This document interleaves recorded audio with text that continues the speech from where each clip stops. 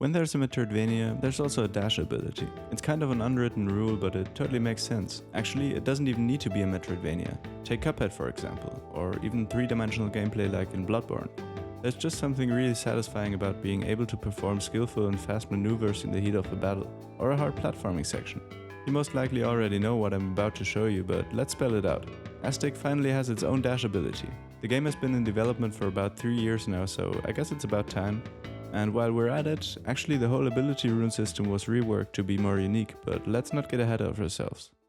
For the dash, we wanted to do something more unique than the average Metroidvania dash. Of course, it's a fun ability in other games, so there's absolutely nothing wrong with going that route, but we wanted to give it a little twist. You might already know from a previous devlog that I took inspiration from Smash Bros. Combat before, so I'll f***ing do it again. Specifically, Greninja's side B attack sparked my curiosity. I wondered if it was possible to translate this kind of movement to Aestik's player controller. So Greninja's side B move is started by holding down the button. That makes a shadow move into the direction the player is looking until the button press is cancelled. Then Greninja teleports to the position of the shadow and attacks there. I started animating and blocking out the ability in Unity. After a lot of testing things out and playing around, the basic ability was implemented, but we soon realized that it doesn't feel good to perform the move while falling. So I took away the gravity and thus made the dash feel much more fun to use. Last but not least, I added a small hitbox after the teleport. Yeah, we kept it quite small because otherwise it would be way too OP, believe me.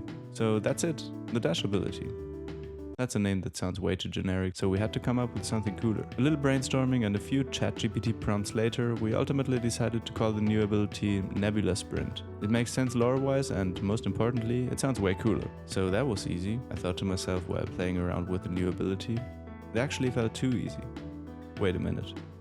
Oh, hell no. So yeah, I spent the next few days fixing sequence breaks and other unintended shenanigans that the Nebula Sprint introduced, and there were quite a lot. It was quite exhausting, but in the end it works. At least I think that it's now working properly. But yeah, that's the Nebula Sprint. Quite a fun new addition to Aestik's movement. It's also an ability that makes exploration and looking for secrets pretty fun, so we hope that you look forward to playing around with it yourself. To not miss out, please feel free to wishlist Aestik on Steam. It really helps us out a lot. In fact, it's the best way to support the project at the moment, so it would really mean the world to us. So that's one cool new addition, but there's more stuff to talk about. I already mentioned it in the beginning of this video, so let's dive into the new rune system. Previously, players could discover runes that unlocked new abilities, like the Mist Dance in the Mist Cave or the parry move in the Spirit Heart. These upgrades were permanent, and you couldn't go back.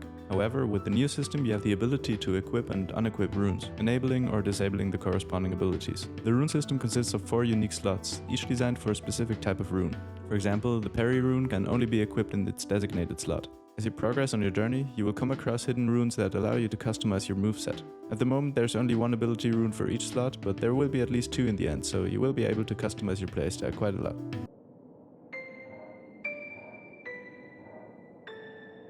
With this new system, Aestik offers a more refined and strategic approach to gameplay, empowering players to tailor their abilities and adapt to different challenges. What do you guys think about these new changes and additions? I do believe that they make for a quite unique experience while not changing our vision for Aestik, but I'd love to hear your thoughts about it too.